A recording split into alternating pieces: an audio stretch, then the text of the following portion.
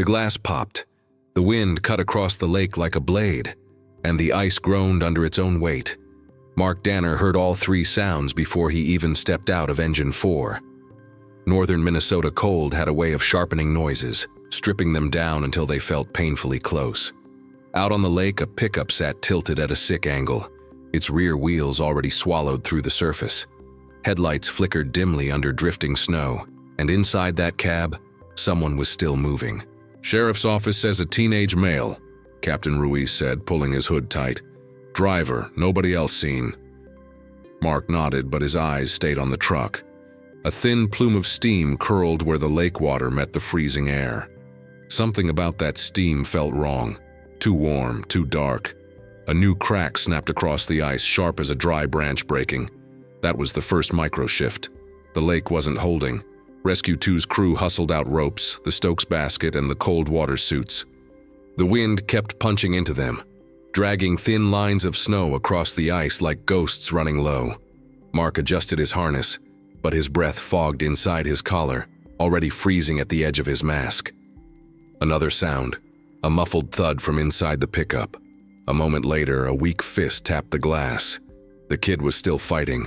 "Hold perimeter until we anchor the rope," Ruiz ordered.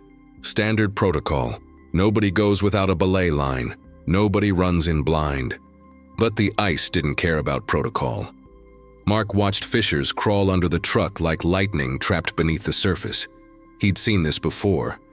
12 years back, a snowmobile accident where the patient slipped under as the team was setting lines. Seconds mattered. Sometimes they were everything. He crouched, touched the ice with a glove. It vibrated. Not good.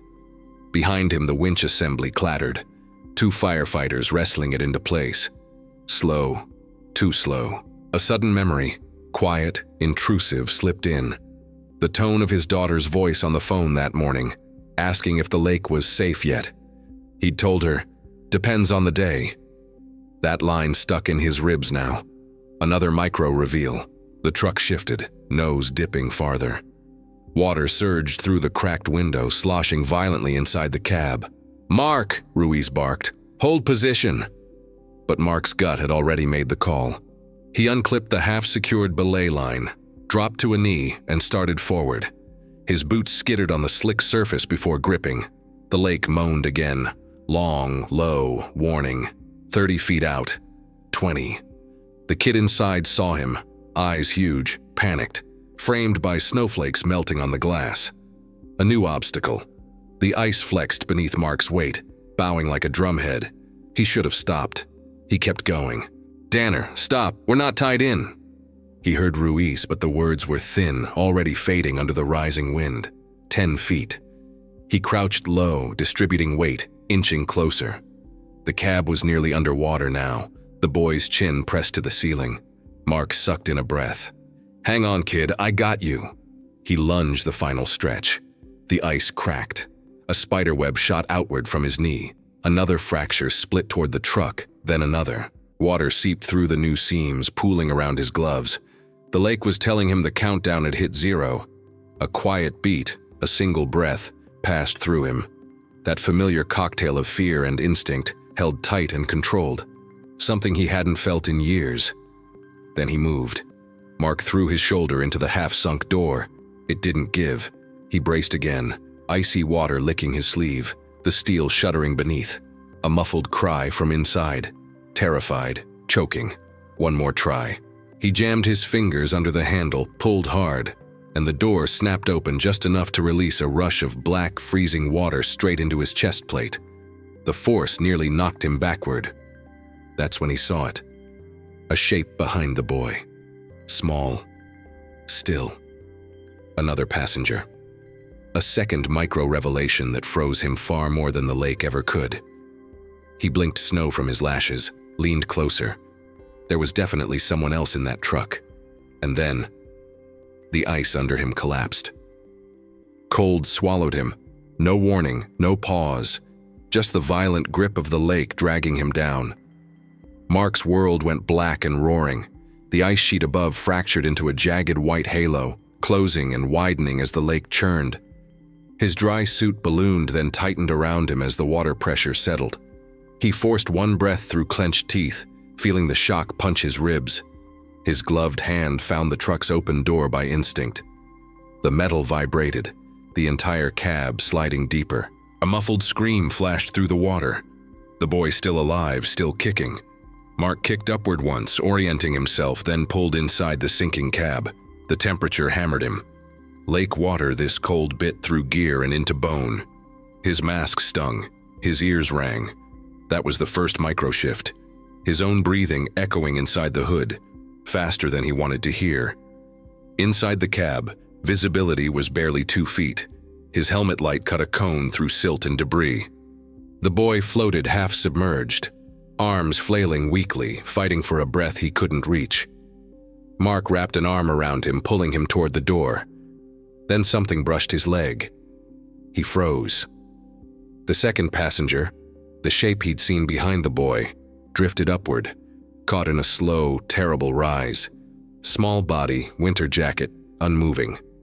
The sight hit him in a quiet, blunt way he couldn't afford to process. A micro-moment of grief pressed hard at the edge of his throat, then locked itself away.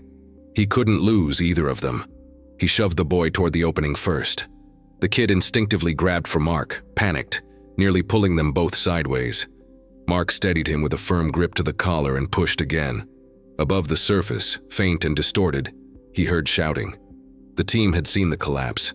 A new danger arrived with a grinding groan, the truck shifting as it sank deeper, dragging downward like a slow anchor. The movement tugged Mark's arm sideways, threatening to pin him inside. He pulled free, legs kicking against the dashboard. He surfaced first, barely breaking through the jagged hole in the ice, gasping as freezing air bit his face. Snow whipped sideways across the lake, visibility dropping fast. The storm front had hit early. "Mark, grab the line!" someone yelled from the outer ring, voices swallowed by wind. But he wasn't leaving. His head dipped back under. He found the boy again, small hands pressing weakly at the broken edge. Mark boosted him upward, guiding him through the gap. 2 firefighters on the perimeter grabbed the kid instantly, hauling him belly first onto solid ice. "One patient up," someone shouted. Mark followed the sound, reaching for the second passenger. The child, maybe 7, maybe 8, had become tangled in a seatbelt, drifting sideways as the cab filled completely. His small boots knocked softly against the console with the movement of the water. Mark's pulse thudded. His fingers fumbled at the buckle, numb from the cold, joints locking. He forced himself to slow down for a split second. A breath reset, then dug the blade of his seatbelt cutter into the strap and sliced. The child floated free. Another micro-reveal. The truck shifted again, nose first, snapping the remaining air pocket. Bubbles exploded upward. Mark had seconds, maybe less. He pushed the child toward the opening, but the lake's current from the sinking vehicle pulled them both backward. His legs hit the roof of the cab, now inverted. The world turned sideways. Up was down.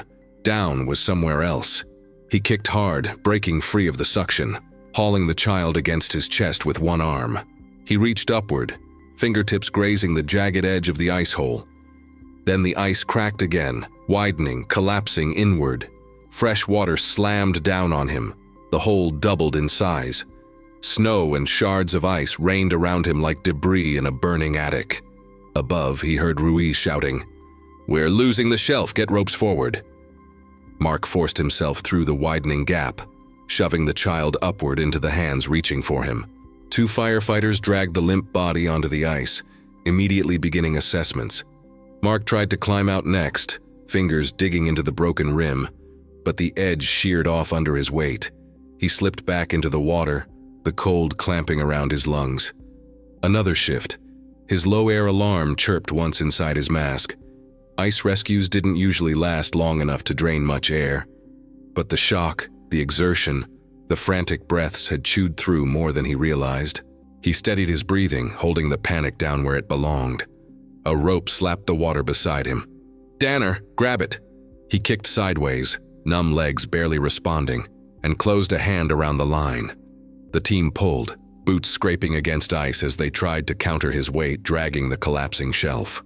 He rose halfway out, dripping, shivering, vision tunneling. Then the ice beneath the rescue team buckled, splitting straight toward him. Ruiz shouted, "Back, back!" The rope went slack. Mark slipped. The shelf gave way, and the lake pulled him under again. The world tightened. Sound vanished. Cold wrapped him like a closing fist. Mark didn't fight the current at first. Fighting blind water only burned air, and his low air alarm was now chirping in short, accusing bursts. He let the current pull him a few feet, orienting himself by feel. Gloves brushing ice overhead, boots dragging silt below. Somewhere above that ceiling, his team was running the ice evaluation, probably scrambling to re-anchor lines on thicker ground. He exhaled slowly, watching bubbles crawl along the underside of the ice, searching for any distortion, any faint glow that hinted at a surface hole. Nothing, just a white sheet of trapped winter stretching in every direction. The second micro shift hit.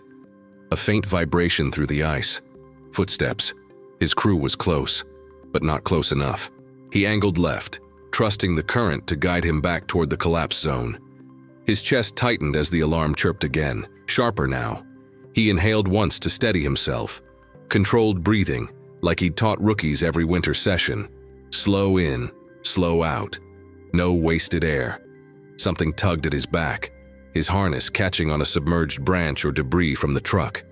He twisted, pulling gently so he wouldn't tear the line or rip his suit. When it finally slipped free, he surged forward. His shoulder slammed into ice. He pushed backward, recalibrating. His helmet light flicked across the ice overhead, where a dull, distant glow shimmered through thin snow. A good sign. A thinning shelf. Another micro-reveal. A shadow moved across that glow. Someone was above him. He kicked toward it. A long crack echoed through the lake. Muted, but close. The shelf must have been failing faster than they expected. With each kick, the cold seeped deeper into his joints. His legs felt lagged, heavy like they belonged to someone else. His fingertips tingled.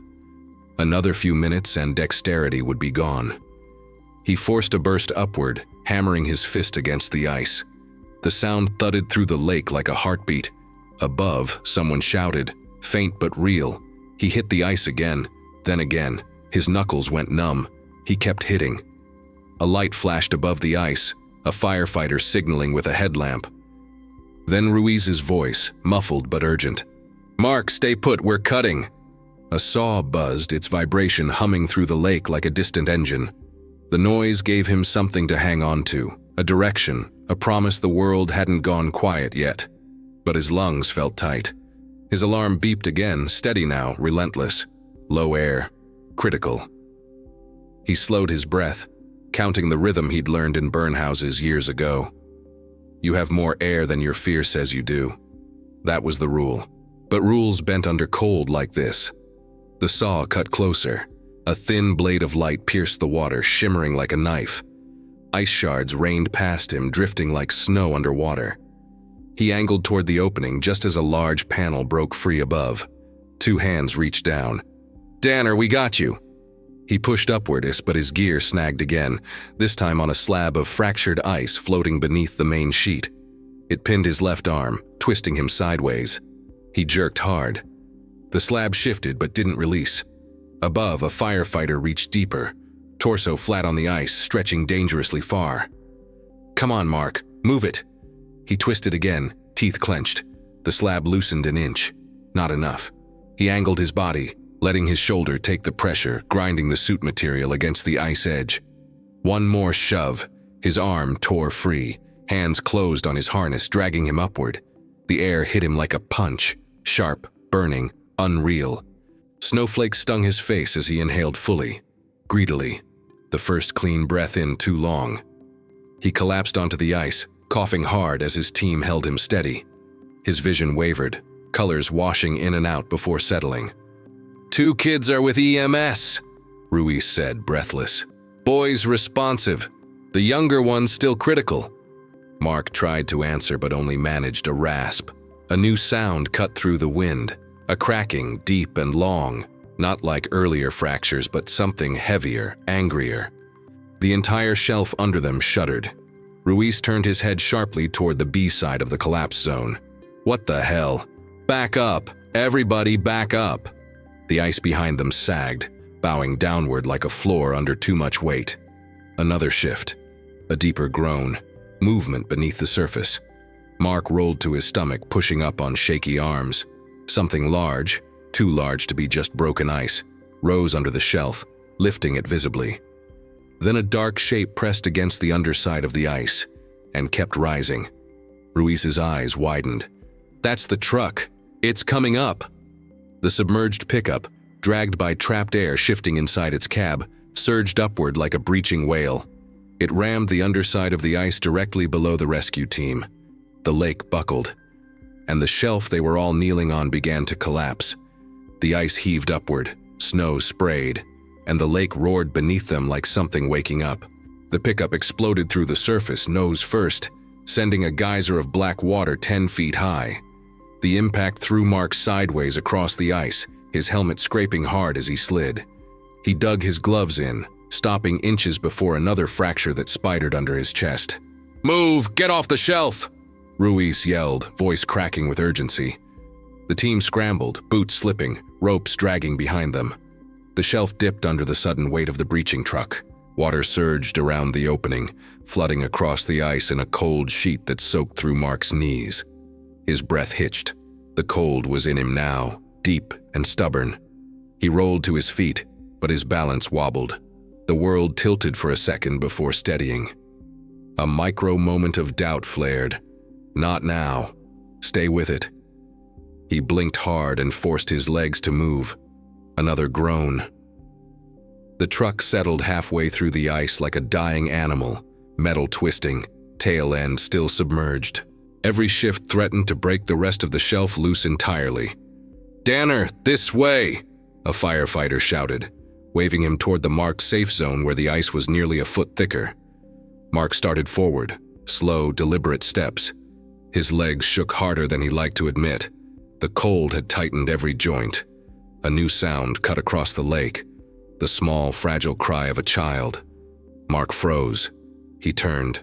EMS had one kid on a sled, oxygen mask pressed to his face, but the younger child, pulled from the truck limp and pale, was still unresponsive. Medics knelt over the tiny body, working compressions with careful, disciplined rhythm.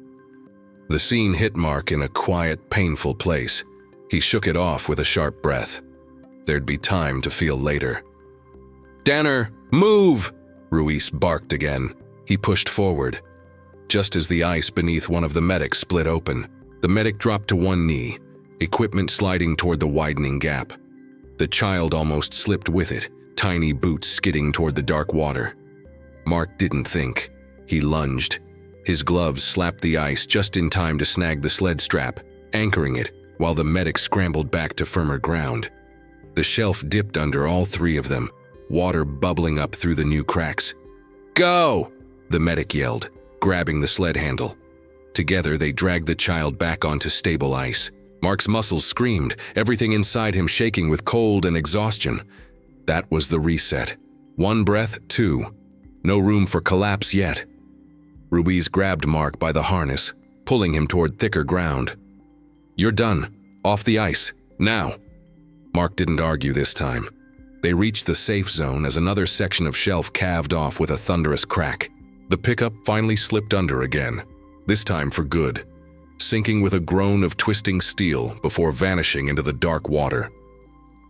The lake went strangely quiet afterward. Just wind, just breathing. Firefighters regrouped around the sleds as EMS loaded both children into the ambulance. The teenager, conscious now, kept asking where his little sister was. The medic answered gently, telling him she was breathing again, telling him to stay calm. Mark caught the boy's eye for a second. The kid mouthed something that didn't quite form words. Mark nodded once, steadying him without speaking. As the ambulance doors closed, Ruiz let out a long breath and looked at Mark. "You jumped early," he said, not angry, not lecturing, just stating the truth. Mark wiped water from his face, flakes gathering on his lashes. "Yeah. You also saved 2 kids who would have gone under in another minute." He paused, eyes narrowing. "But don't do that again." A thin laugh pushed through Mark's throat, short, tired. "Not planning on it." They walked back toward the engine through a rising curtain of snow. The storm had built fast, swallowing the lake behind them, erasing the collapse zone as if covering a wound. At the tailboard, Mark peeled off his gloves. His hands were pale, trembling. He sat on the bumper, taking a slow breath. Cold hung in his lungs like smoke. Another moment, quiet, heavy, settled in as he stared at the lake's blank surface. Ruiz stood nearby, not saying anything, just keeping watch, the way old captains do when they recognize a man coming down from the edge. A radio crackled. "Hospital update coming shortly," dispatch said. Mark didn't move. He just listened to the wind, the clatter of gear, the muted hum of the ambulance pulling away. His heartbeat was finally slowing, easing back into something human. Several minutes passed before his radio chirped again. Both patients transported. Younger child has a pulse. Mark closed his eyes. Not relief exactly, just a quiet settling of something that had been held too tight. He exhaled once. Ruiz bumped his shoulder lightly. "Let's get you warm before you freeze solid out here." Mark nodded, stood and stepped into the engine, the heat from the vents touching his face like the first calm moment in hours. The lake behind them creaked once more, but softer this time. And that was the end of it.